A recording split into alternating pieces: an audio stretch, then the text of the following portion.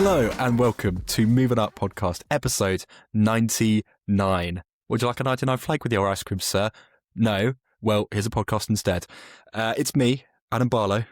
And me, Alfie Walker. This is ridiculously exciting. We're both podcast / radio / TV nerds. We did journalism at uni.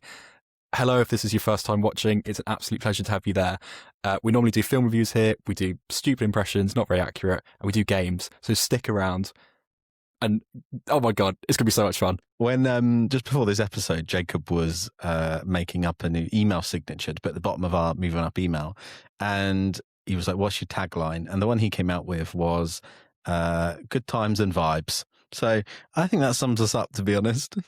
Done right. Cliche, but... Was that a ChatGPT special? No, never. We don't condone the use of AI. No, exactly. So what's on the agenda today, my friend? We've got the long-awaited return of your favourite little guys. My favourite guys. The Muppet Show is back. It's crazy. I cannot wait to talk about this. The reviews have been pretty stellar across the board. We had some good guests. I'm hoping it gets greenlit, man. We're going to be talking about that. Adam, what TV show have you seen? Pretty good reviews from you and others on this, so a nice surprise here. Yeah, from one meta show to another, this is Wonderman, the new MCU Disney Plus show starring Yahya Abdul-Mateen II. Say that fast 10 times. He's brilliant in it, and I can't wait to discuss that. It's been an absolute delight to revisit that over the last fortnight, so I'm excited to talk about that. And I also saw an early screening, 10 days early, of Wasteman, which is nominated in the BAFTA Best Directorial Debut. Stars our absolute favourite actor, David Jonsson, and also Tom Blyth from the prequel, How to Train Your Dragon, not that. Not Game of Thrones. What's it called? What's that franchise called? Games. Hunger Games, there we go. The Maze Runner. The Maze Runner. Yeah, you managed to get an early one there as well, so that's cool. I thought it was out like this week, and I was like, oh, perfect, I'll go see that. But no, Adam just managed to swindle an Odeon early screening, which I'm jealous of, and I missed the Odeon still big time. Yeah, it's heaven on earth. What have you been up to, Adam? How you been? I'm doing well, thank you. Yeah, I've had the Muppets bug, which sounds horrific, but I've had the Muppets bug since watching that 2026 remake. And oh my goodness, I've been going back. I didn't know that there were 7 films. There might be more than that. But I watched the original from 72, I want to say. Yeah. Really liked it. I think it's weird actually seeing how far they've evolved as characters, because there's a lot of critique around Kermit's voice, which I'm sure we'll discuss later in the episode. But it's actually not too dissimilar to Jim Henson's in the original film. Yeah. Which made me appreciate it a bit more. I actually found Miss Piggy's voice to be a bit grating. I think I prefer it where it is now. I think OG Piggy sounds too much like Yoda. I think every now and then you really hear Yoda coming, because it's obviously Frank Oz. And yeah, I think maybe Miss Piggy's newer voice is a bit different. And I'm glad you brought up the Henson thing, because you're absolutely right. New Kermit is totally just meant to be more accurate to Henson's version, which is cool. Have you just watched the first one, or have you watched any others? Only the first one, but I loved that all the runtimes were pretty tight, and it wasn't at all what I was expecting. It was funny, and I really liked all the songs, particularly the one by the band. Yes. That was really great. And also the Moving Along one. I've been humming that. Yeah, absolutely. That's like a proper good one. I can't wait to explore the rest of them. It's very much just the film from 2012, is it? Like, it's just getting the band together, and that's exactly what the film sort of was in the new one, obviously with its twists and stuff. But no, it's good. You've got some good films to go on and watch there. There's some real weird ones as well. There's like the Wizard of Oz straight to TV like show. There's Muppets in Space. There's some real weird ones. So that's good to look forward to. Yeah, I remember my mum had the Muppets Take Manhattan, I think, on DVD, and I remember that sort of flying its way around the lounge in my old house. And we never watched it for some reason, but I always liked the look of the cover, and I was like, oh, I wonder what those guys are about. They look cheeky. I wonder what they're up to. Bet they put on a mean show. I have watched Back to the Future for maybe not the first time. I've seen it before, but I don't think I've ever sat down and watched it beginning to end in one sitting. I've seen the whole film in bits, in chunks. I could tell you everything that happens. But yeah, it was the first time I've ever sat down from beginning to end and just watched the full hour and 120 minutes or whatever. And what a classic, man. Yeah, it's great, isn't it? I mean, I was in the same boat as you last year, actually. I saw it in the cinema, and it's one of those films where everyone kind of knows it enough, and it's annoying. If you haven't actually had the chance to watch it in full, it's sort of a weird viewing experience because you know exactly what's going to happen, but you've never seen it in its whole package, which is a really weird experience. But yeah, it's bloody good, isn't it? It's bloody good. It is good. I'm looking forward. We've downloaded the other two as well, so part 2, part 3. So I'm looking forward to watching them. Yeah, it's been an all right week, man. Should we get on with some reviews? Let's do it. Let's get into it. What are we talking about first?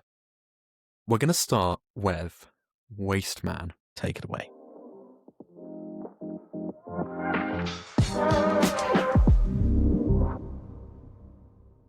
The directorial debut by Cal McCau, cool name to say, starring David Jonsson and Tom Blyth. Just like Adam said, this is Wasteman. I've seen the posters for this, the trailer. I think it looks good. You've got to see it early, Adam. Most importantly, how was it? I had a very good time with this. Really enjoyed it. So David Jonsson, we've loved since Rye Lane. He was excellent recently in The Long Walk and in Alien Romulus. He's got this great ability to show the most complex, subtle emotions through his eyes and in just the best way. I think he's got these eyes that are they can be really sad, but they are also like full of kind of joy and happiness. And I love the way that he speaks at awards. He won the BAFTA Rising Star Award last year, didn't he? And it couldn't have gone to a more deserving person, in my opinion. I just think he's brilliant. He's yet to put a foot wrong. I can't wait to see whatever he does next. But he, in Wasteman, is brilliant. He's basically the lead, but it's a bit of a duo between him and Tom Blyth, who, as I said, was in The Ballad of Songbirds and Snakes. He's very good here as well, doing something completely different. I think he was quite unlikable as President Snow in that film, of course. But here he's playing a Wasteman, right? He's playing a bit of a chav. I don't know if I can say that, but he's been thrown in jail. He's a bit of a shifty character, getting into fights. He's really trying to make his own sort of group and a little cult within the prison. He's been kicked out of other places. He's been transferred around. He's basically this really unsavory guy. And you've got David Jonsson playing Taylor, who is like this close to getting out of prison. He's going to see his boy. He was thrown in jail. He's been there for I think they say 13 or 14 years. It's been a heck of a long time, and his son's grown up without him basically. So he's just got to keep his head down, do what he's doing. He's on good behaviour, and he's going to get let out in a week's time. All he's got to do is just sail plainly towards the end, and he'll be out.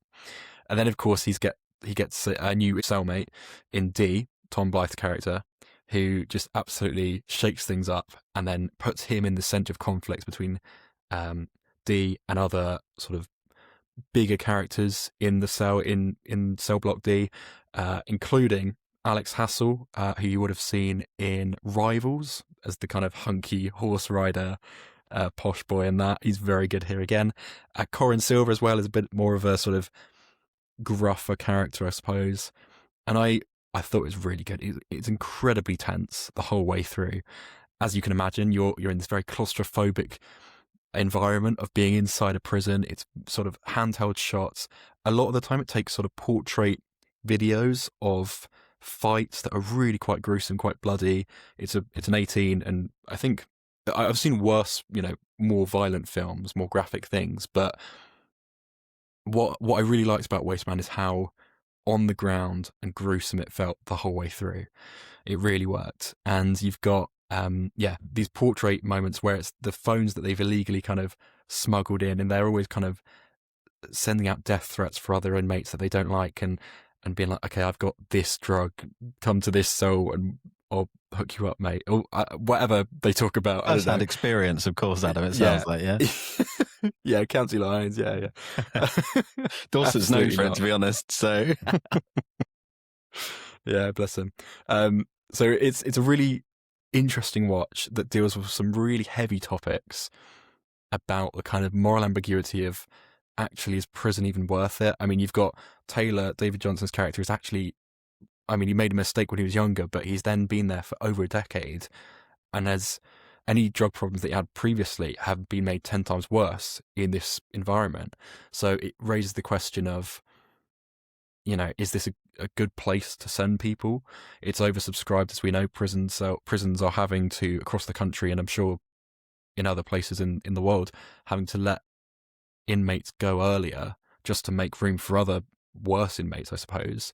So it's a real logistical nightmare. But what I liked about this film is it takes that idea that we hear about a fair amount in the news, but then drops the audience into the middle of it, into like riots and really awful sort of gang warfare that's happening inside the cell, and the police and the officers in the jail are trying their best, but it's a sort of impossible situation, and it just is spiraling out of control. So I found the whole dynamic between Taylor and Dee to be incredibly exciting, really nerve-wracking as well. The final act is maybe a little bit predictable, but having said that, like, it sort of does enough to really throw you off the scent. And there was a moment in this film where you could have heard a pin drop in the screening room, and it was pretty much packed out, the screening I went to, and I just went like and sat back and like crossed my legs the other way. I was like so locked in, pun intended, that I was totally drawn in. Really, really recommend it. You said at the beginning as well, David Jonsson has not let us down yet. He is so good. He is so like transformative in every role. He's completely different. And I think it's so easy for an actor to be typecast and just become a stereotype. I think as much as you've got these huge actors who are great and we take the piss out or we love and blah, blah, blah, blah, blah, Richard E. Grant or even Leonardo DiCaprio, I feel like they always they're either the same in every film, great in every film, but the same, and get typecast, that kind of thing. David Jonsson, in every single film I've seen him in, which is we've seen him in Rye Lane, we've seen him in Long Walk, we've seen him in Alien Romulus, is like a different person. Absolutely like transformative. It's insane.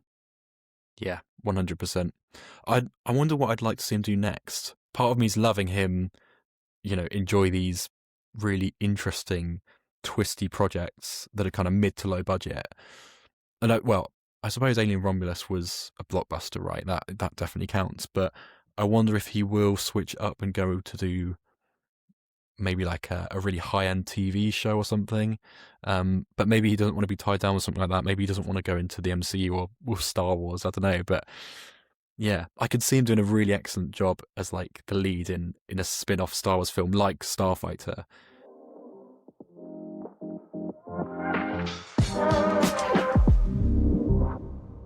All I've seen about this TV show, Adam, is Josh Gad singing in summer, I believe, from Frozen in a club in black and white, like swearing and loving it. And arguably, it's enough to get me interested, because that scene alone, when you sent it to me, made me go, wow, maybe I should watch this. This looks fun. Yes. The reviews have been good. I mean, it's nice to hear people talk about MCU stuff in a positive way. Unfortunately, so far, I have not watched it, and I've definitely fallen off that MCU bandwagon. But I'm hoping your review here might tempt me to watch it. It's a mini series, just released a couple of weeks back now. Wonderman. Yeah, how was it, Adam? I loved it. Absolutely loved it. That's so good to hear. So good to hear, though. I think I'm more forgiving of the MCU than you are, so I really, really loved Fantastic Four. Thought Thunderbolts, personally, if anyone was going to love it, it was going to be me. I felt a little bit underwhelmed, but I think I did go in with such high expectations. And then Captain America, Brave New World, we actually both were like, you know what, it's not as bad as people are saying. And it has its moments for sure. So I approached Wonderman being like, okay, I haven't actually been on board with a Disney Plus MCU show for a little while. I think that's where the weaknesses are more apparent. And in fact, I've even skipped the last couple. I didn't watch Daredevil. I didn't watch Ironheart. Goodness me, that was only last year, wasn't it? I mean, did anyone see that? Please write in and let us know what it was like, because we don't know. We didn't. So Yeah, it could have gone either way for me, Wonderman. I liked the trailers a lot, but as I said, Thunderbolts had really strong trailers, and that disappointed me. So again, I wasn't really sure how it was going to land. But when I knew that it was going to be a sort of meta, fourth wall breaking story about a struggling actor in Hollywood, with cameos from people like Josh Gad, Joe Pantoliano from The Matrix, a couple other people in there as well, I was like, okay, this is shaping up to be something that might be quite special. And it's 8 episodes, and all about half an hour long. Some of them like almost 22 minutes, I think. Very, very snappy episodes. And it plays out like a sitcom, essentially. Very much taking the popularity, if you're going to look at it cynically, copying The Studio with Seth Rogen. This is what I was going to say, right? Yeah. And I think if you're okay to look past that, because it is a blatant rip-off, let's be honest, I haven't seen The Studio, so maybe that's why I enjoyed it more. Maybe if I'd seen that and could compare it to something else the exact same, then I'd have a different takeaway. But for what it's worth, this is a standalone thing. As an MCU fan, and also a fan of cinema and the filmmaking process, you know, we've got a podcast, of course we are. I really, really liked it. So Yahya Abdul-Mateen II is playing Simon Williams, who is this struggling actor who has a superpower, right? He is actual Wonderman, although doesn't really have that name attributed to himself. So he's an actor, but that flashback episode you're talking about, that's all in black and white, that's episode 4. It's called Doorman, and it's about this guy who develops the powers of basically the Spot from Spider-Verse, where he can make portals and teleport people and things like that. He's called Doorman because he saves a load of people clubbing from a fire that breaks out, and he's like, just run through me and you'll come out the other side of the door, which is, it's just a silly, and he kind of becomes a meme and like a viral sensation within the show. And it's all a flashback episode to show that actors with superpowers are not allowed to act. They've banned it, along with AI, presumably, in a writer's strike, which is very, very timely. I will say that it feels incredibly of the moment. You know, the sort of throwaway gags that they make all feels like it was filmed a week ago. That's how current it feels, and I really like that. So yeah, Simon Williams obviously wants to keep his head down and isn't getting many jobs. His girlfriend's just left him, and he's struggling to keep this identity and this superpower at bay. He's not got control of it at all, and it's only really revealed later on in the show what his superpower is. So I won't reveal that. If you've read the comics, then you might have an idea of what it is, but I won't spoil it here. And he ends up meeting our good buddy, old pal, Trevor Slattery, i.e. the fake Mandarin from Iron Man 3. A bit of a forgotten character, because I don't love Iron Man 3. That's probably my least favourite of that trilogy, which, I mean, already sort of fell off after the first one, let's be honest. But he was an okay. I wasn't mad about the twist when he wasn't the real Mandarin. That's fine with me, because I actually think they kind of redeemed his character quite well in Shang-Chi. Yeah, absolutely. But albeit like he was in a small role. So it's nice to see him at the front and center again here. And it's kind of the it's the buddy bromance movie show that no one's expecting. This is a newcomer superhero that I think is one of the heavyweights, actually. And it will most likely appear in, maybe not Doomsday, but certainly in Secret Wars, right? And yeah, it's interesting to see him be paired up with Trevor Slattery of all people. But Sir Ben Kingsley, that's doing very good work. That's who sells it, right? Yeah, he really does. And I get kind of bad vibes from Ben Kingsley sometimes, because I've heard rumours that he's very particular about the way people treat him on set. I don't know if those rumours are true, so I won't indulge in them too much here. But it always takes me like 10, 15 minutes for me to warm up to his characters, if that makes sense. And it was the same with the Thursday Murder Club last year, but he's doing far better work here than he did there. He's very funny, very bumbling British, a bit of a caricature, I suppose, but actually he delivers some of the best monologues I've heard in an MCU project, period, because there were, I think, like 2 or 3 moments in this show that I properly teared up at, and it's all about him sort of just comforting Simon, who has had a lifetime of loneliness, really. He's really kept himself to himself. His dad, who he was very close with, they bonded over Wonderman, and he's no longer with him anymore, and he's just kind of on his own, apart from Trevor Slattery. Here's where the twist is. He's been recruited by the Department of Damage Control. So they've got the same actor, Arian Moayed, I think it is, from Spider-Man No Way Home. And I think possibly did he show up in other projects as well? I'm not quite sure. But he's the one that's interrogating Peter Parker and all his friends at the start of No Way Home, if you recall. So he's back in here. He's basically blackmailed Trevor. He's like, okay, we'll get you out of prison early, which Wasteman and Wonderman, I'm starting to see some similarities here. Totally not intentional, but yeah, he's then basically blackmailed. He's like, you've got to get us intel on this actor who we reckon has superpowers, and we think he might be a real threat. But it becomes very clear, even after episode 1 or episode 2, that he has no interest in actually helping these guys. He's actually formed a really lovely bond, and Simon begins to really rely on him. And the more information that he finds out about, like, going to his mum's birthday party and meeting his family and going on these little random subplot adventures, they actually become like a really close unit, right? So when it eventually comes out later in the show that this is the scenario behind the scenes, he's actually been blackmailed, there's some really good sort of knocking of heads there, and ideologies and morals that I thought worked quite well. You can just see it happening. It's just a matter of when, not if, that collision, and that realization that both characters have a kind of, I mean, Simon has misplaced his trust, and he's already got kind of commitment and, issues about opening up to other people. So you've then got this moment that's really electric, I've got to say, in, I think, episode 7, it must have been, where it all comes to a head. And I was like, oh my goodness, this is good TV. This is really good TV.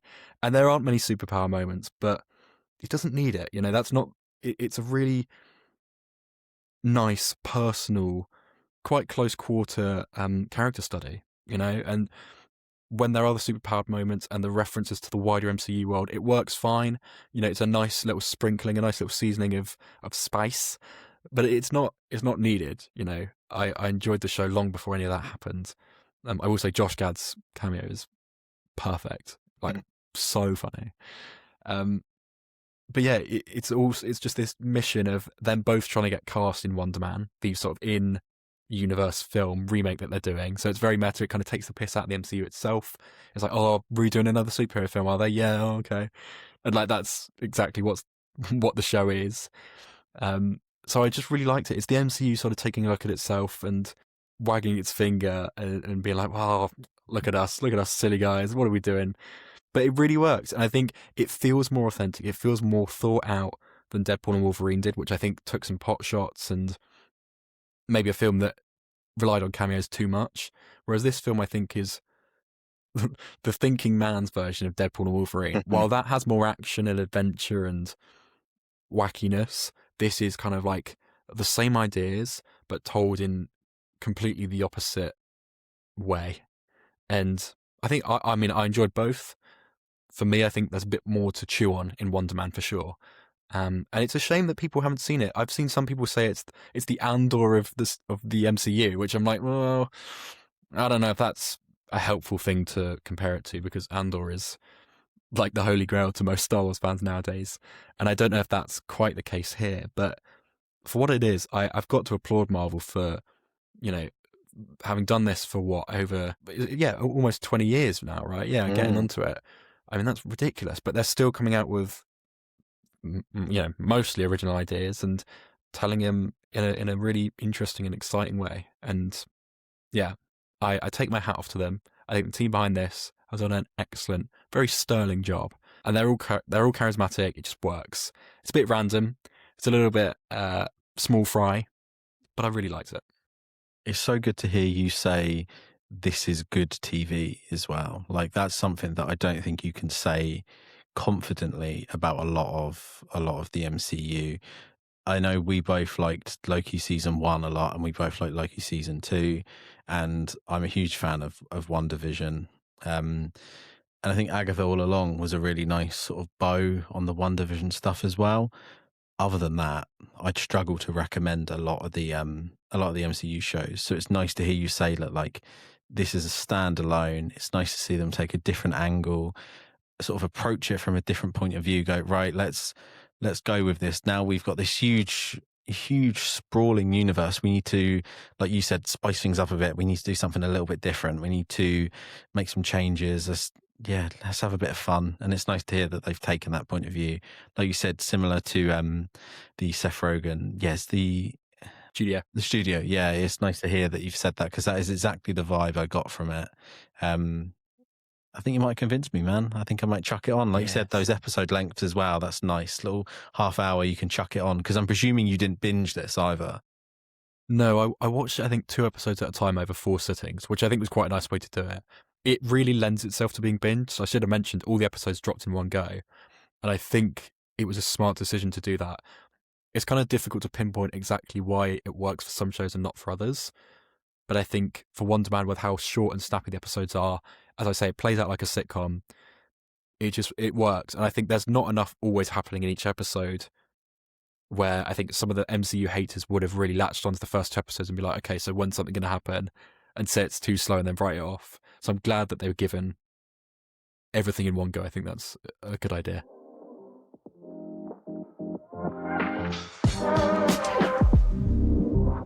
It's the Muppet Show with your very special guest, not quite Kermit the Frog. This has been a long time coming, I think.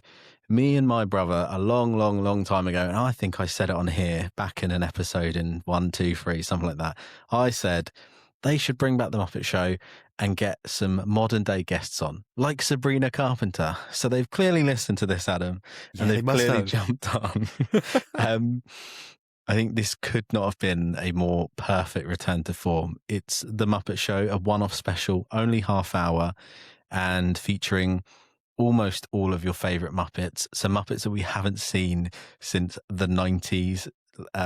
Bean Bunny was here for a small little cameo in the background. How did you find it, Adam? Were you happy with this return to form? Maybe it might be worth mentioning, what's your history with the Muppets? I know you mentioned you haven't seen the films. Have you ever seen the TV show from the late 60s, 70s? I really don't think I have, which is so bizarre, because it's absolutely something I'd love, given that you and Lenny are such big fans of it. So yeah, I'm yet to go back and revisit the original show, so I can't really speak on how faithful it adapts it. I imagine it's fairly close. I've seen certainly the side-by-side of the intro, and obviously the cameras are smoother and higher definition, all that stuff, but for the most part it was pretty spot on to the second. So I was very impressed by that. Yeah, as you say, I hadn't seen any of the original films bar A Christmas Carol, which I adore.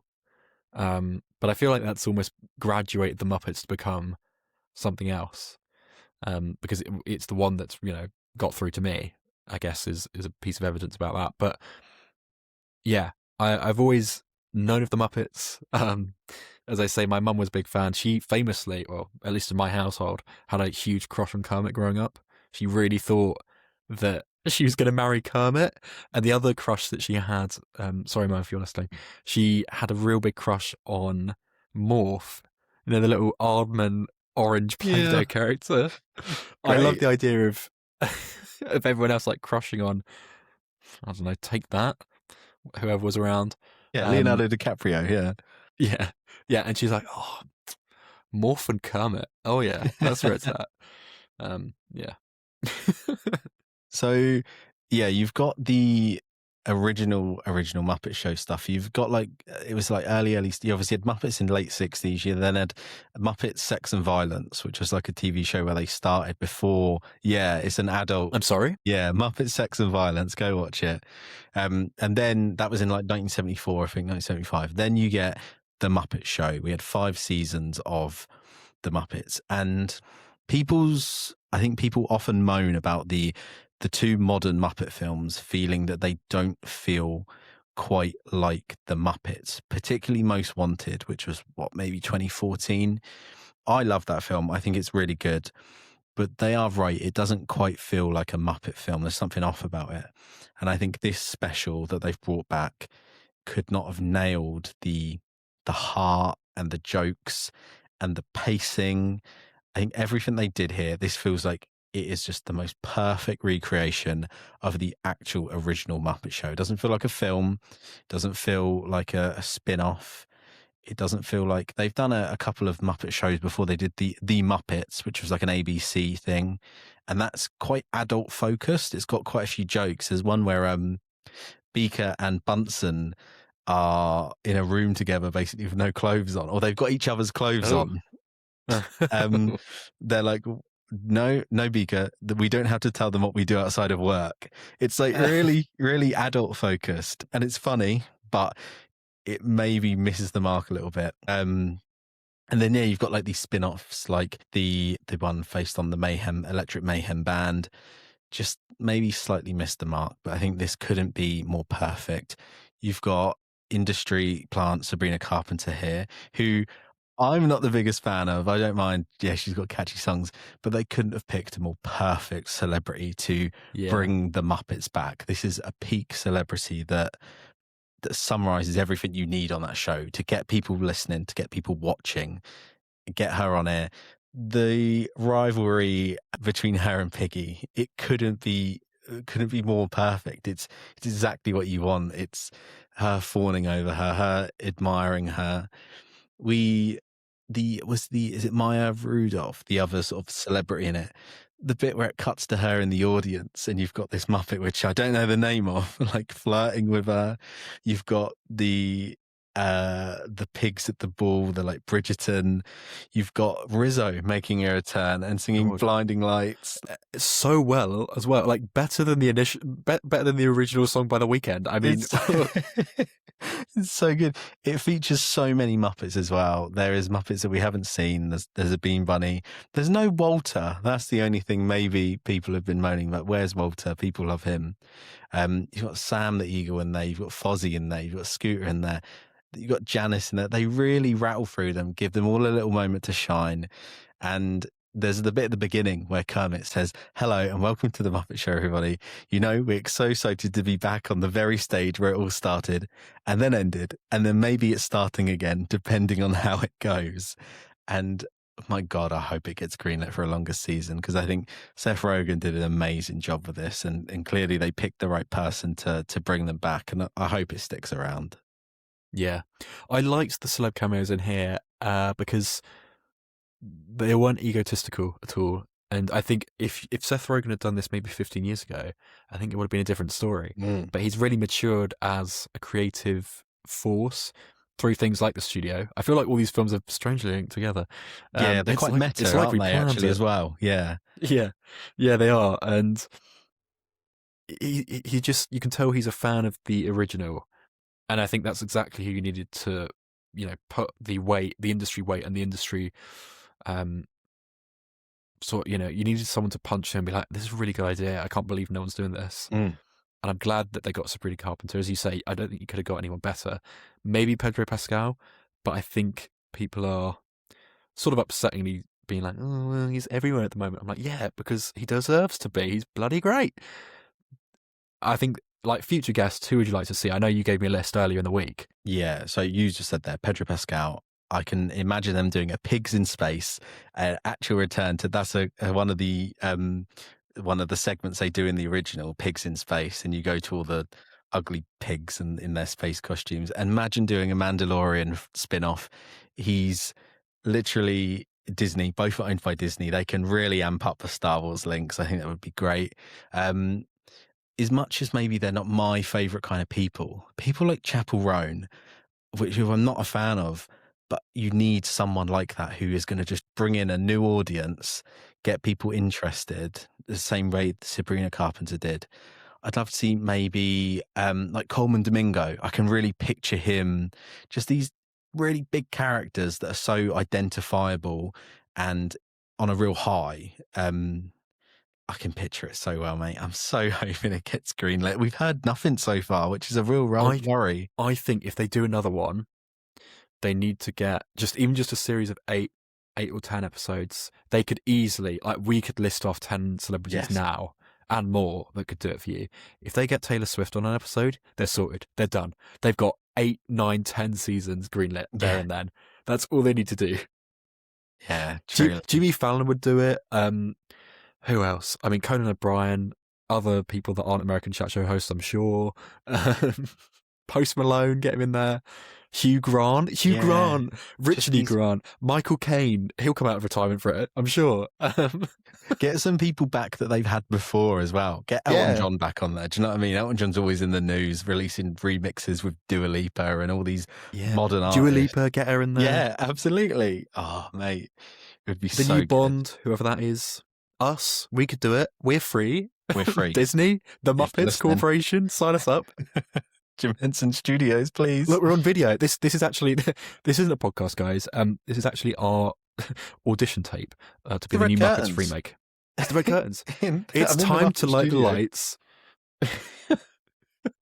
And the rendition of the original Muppets theme tune as well, spot on, like almost like for like. There's a couple of Muppets they swap in and out. It's so good seeing it in like HD with new music. Oh, man, I cannot rave about it enough.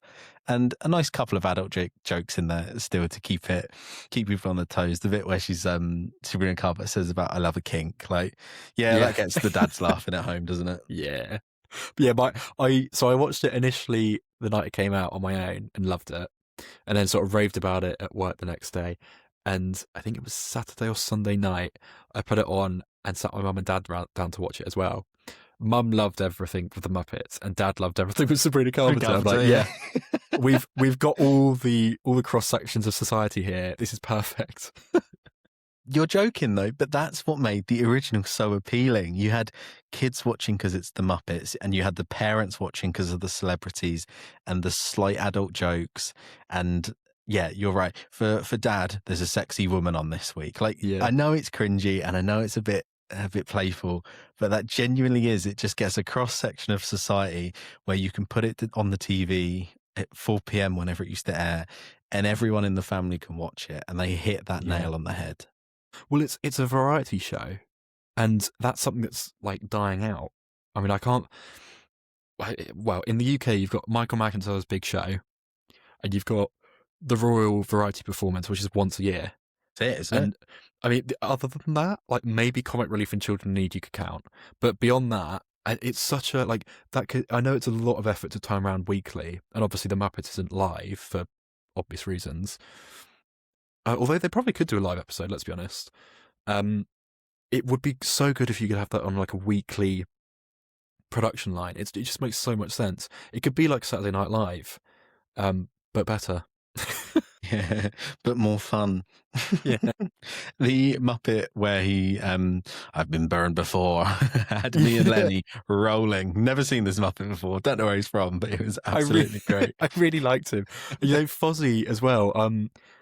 Never a Muppet that I thought I'd fallen in love with, but having now watched the original film as well, I thought he was the best part of that movie. I love his voice. I used to find it a bit irritating, I think, in the Christmas Carol. But he was excellent in this remake as well.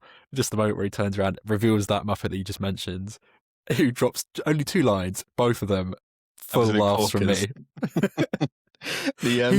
He should be up in the box with the Statler and Waldorf. Yeah, absolutely. I'm so glad they didn't end on Rainbow Connection, because I think it's slightly overdone. And it could have, not cringy, the wrong word, but just not the right tone. I think it ended on a nice sort of high with Don't Stop Me Now. Clearly a message to Disney and the overlords. And luckily, the new Disney CEO is a big fan of the Muppets, apparently. So fingers crossed we get that. The Gonzo joke as well was absolutely excellent, and Lenny turned to me, I was like, wow, that's well up your and Adam Street, isn't it? And he's like, I'm gonna do this trick and name every single supporting actress at the Academy Awards, and just every now and then he'd crop back up. It was so good. Jamie Lee Curtis. Bless him. I've got a theory then, actually, just came into my mind then, and I'm going to coin this now, seeing as you predicted the return of the show. So I think it's my turn to make a prediction, if that's okay with you. I think we keep referring to this new Disney CEO without a name or a face. We don't know who this is. I think it's pretty obvious where who's the Muppet that was in the remakes? Walter. It's pretty obvious where he's been, mate. He's the new Disney CEO. No wonder he likes the Muppets. He is one. I can picture him in his little suit, his little dangling legs. Yep. It makes sense. Come on, tell me I'm wrong. Tell me I'm wrong. And even when we see, I don't know, his name will be like, oh, hi, I'm the new Walt Disney Company's CEO. I'm Bob Johnny. But it's actually just going to be Walter in a suit. I'm sorry, it will be. It'll be Walter Muppeteering another Muppet. Another Muppet on his hand.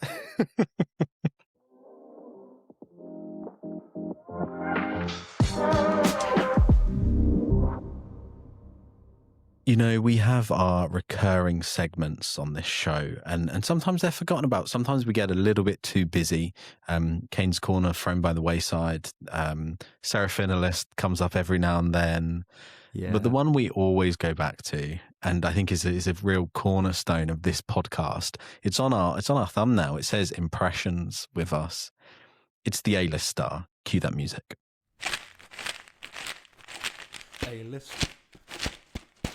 A-list star in our impressions repertoire. Before we get started on what Muppet we're adding to the A-list star this week, why don't we refresh everyone's memory? Who is the A-list star in our impressions repertoire list made up of?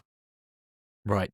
Brace yourselves. We're going to try and do some rapid fire impressions because some people say we don't do enough. And frankly, we agree. So it starts off in heaven with me and you, Alfie. I think we've done impressions of ourselves this whole episode. So moving on. Steven Spielberg. Oh no, we're going to fall at the first hurdle here. Yeah, right. Goodness. Look at me. I'm holding a camera and I'm American. There we go. Jeff Goldblum. Oh, well. How? Yeah, that's good. Tom Cruise. We were literally 90 minutes tall. We were literally like on the roof of this moving vehicle, and we're doing the podcast live. I love popcorn. Movies, popcorn. Classic. Pedro Pascal, Internet Zaddy. After I'm here. Yeah, yeah, that'll work. Oh my god, that's so good for him. Bill Burr. Paddington. Marmalade sandwiches. Oh, Lucy. Stitch, a lucrative marketing opportunity. There we go. Take it away. Ohana means family, and family means no one gets left behind. Richie Grant. Pounded the pavement on this morning run. Ravishing. Up next, everyone's favourite broadcaster, Alan Partridge. I've accidentally dressed like Rupert the Bear. Aha! Lynn, what have you done to your hair? You look like a sad cloud. Michael Caine, but Peter Serafinovich. So I don't know what you're doing with these sausages, but actually on the camera, they look like cigarettes. Cigars. Can you see that? I don't know It's why so niche. It's so Something to do with the lenses. Michael Caine, just regular. I don't want to. Another Batman begin. Batman begin. I love that. Nicolas Cage up next. Not the bees. Not the bees. Come here, we'll bring back your goddamn honey. Lego Pharrell Williams. Skip that one. Mark Hamill. I want to go to Toshi so soon to buy some power converters. Yeah, we'll take that. Brian Butterfield. Well, but I never stopped doing that one. This is the only one we can do very well. Yes. Up next we have Jeremy Clarkson on the A-list. Jennifer Coolidge. Turn me the bag and throw me the curb. They're going to kill me. This is ridiculous. I'm really sorry if this is your first epised. It's you're not usually up this now. bad. Paul Rudd. What does he say? Oh God, I think you're a Paul Rudd line. Has he got no catchphrases? No, barely. Slapping the PS man. There we go. Tom Jones. Yeah. The reason I turned my chair is because you've got a cracking singing voice. Elvis. Oh. Gary Barlow up next. Oh my goodness. Wow, that's absolutely fantastic. I don't know what offends me more, Talisha. Your fag-ash What you breath? said. Something like that. Oh, that fag-ash breath. Christopher Nolan. So yes, what we really wanted to do with this film was we really wanted to create a wave that would actually really cover the camera. And I think we achieved that in Interstellar. Sebastian Stan. What does the moo cow say? Oh! That's a deep cut. That is a deep cut. If you know what that is, drop a follow. Thanks and please. Emily Stone. I'm a star. Not an impression of her, but impression of her name. So, you know, you're on the list. Timothy Chalamet Bing Bong. Under the Blue Sea or something. God, this list is too long. Robert Downey Jr. Okay, so here's the deal. Okay, kid. Moving on. James Icaster. There we go. This is really this is really falling off the rails. I'm not going to lie. Started making it. Had a breakdown. Bon appetit. Oh no, Austin Butler. Jesus Christ. We're almost there, people. Ayo Edebiri, everyone's favourite. Irish actress. Irish We lady. love it. Oh, we love the Ayo Edebiri. I love being a chef. Oh, we're all chefs in the bear. Have you ever seen a bear? I want to try and go on with my bare hands. I've got bare hands. I don't have bare hands. I have my hands were bare. Pete Serafinovich. Just a Liverpudlian accent. Yeah, right. The Maidley. Please see Alan Partridge. Christopher Walken. Foo Fighters. Warwick Davis. Skip that one. Dispatch just coming around the corner now. Wait, where's that come from? That was really good. Well done. Rebel Wilson. Okay. That's just an Aussie accent. Dwayne "The Rock" Johnson. Come on. That's one for you all watching this rather than listening. Ladies. Jack Black. Chicken Jockey. Chicken Jockey, yeah. Dakota Johnson. Just an expression for that one. There we go. Jared Leto.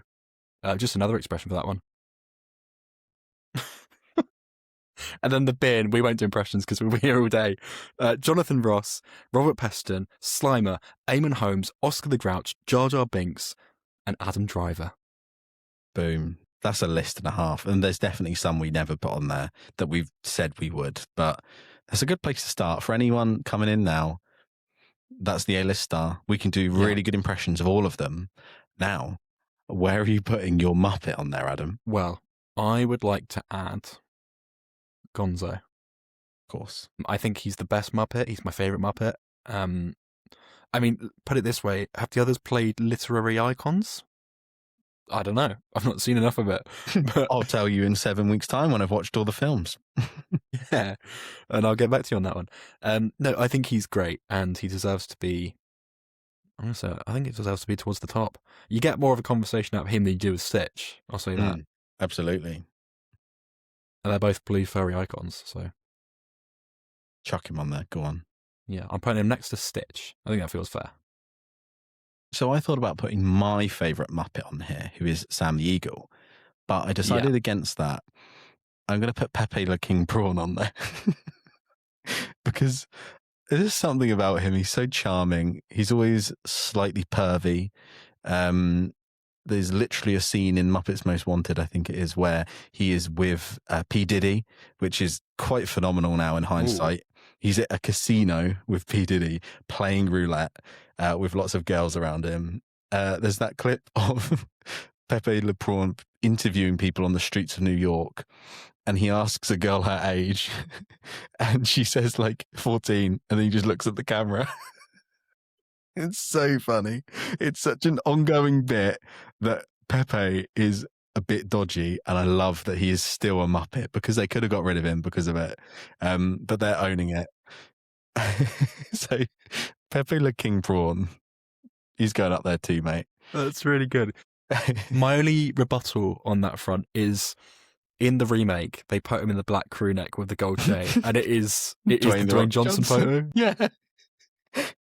So I think that's a good placement, mate. But above the Dwayne "The Rock" Johnson. Above, yeah, of course. The same way we've got Peter Serafinowicz as Michael Caine, we've got Pepe Le King Prawn as Dwayne The Rock Johnson. It just makes sense. It just makes sense. Just makes sense. If you'd like to get in touch and tell us who your favourite Muppet is and who the guest is you'd love to see if they did pick up this Muppet Show for a full season, please email in, let us know. It's hello@movieonup.com. And if you want to reach out and get in touch with us on socials, you can head to Instagram and TikTok. The handles for both those platforms are @movieonup. You may be listening to this one on Spotify, Apple Podcasts, but you can now watch it. You can definitely watch this on YouTube, and potentially, depending on how it works, you might even be able to watch it on Spotify. Haven't figured that one out yet. And then, yeah, like Adam said, go over to social media because we'll be posting clips and you'll be able to see us. We've been promising video for literally since like episode 50. I think we said we'd do it. It's taken a bit longer. Adult life, innit? It's hard work sometimes. But yeah, hopefully everything going well. The video is here to stay. So keep your ears and eyes peeled. He's good, isn't he? He's good, ladies and gentlemen. Thank you so much for listening to this episode. If you made it through the A-list star bit, props to you. You can go on it. Yeah. Yeah. Message in. If you made it through that bit and you're listening to this, you're on the list. You're at the top. You're in heaven. And that's not a threat. That's a nice thing. You want to be in heaven. There we go. We are, I believe, going to take a week out so that we can perfect episode 100. We want to make sure it's really big, loads of promotion for it. We just have an absolute blast with it, really enjoy it. So we don't want to rush it as we're both working pretty much full time at the moment. And we just want to make sure it's the best it can be. So do excuse us for a week. Keep an eye out for some bonus episodes. We've got at least one interview on the way. And possibly some other reviews as well. I know Wuthering Heights is out. I imagine we'll do a little bonus episode review of that and maybe some other bits that we catch in the next week or so. But beyond that, stay tuned for episode 100. You can almost smell it. I can fucking smell it. What does it smell like? It's just sweet treats and matcha.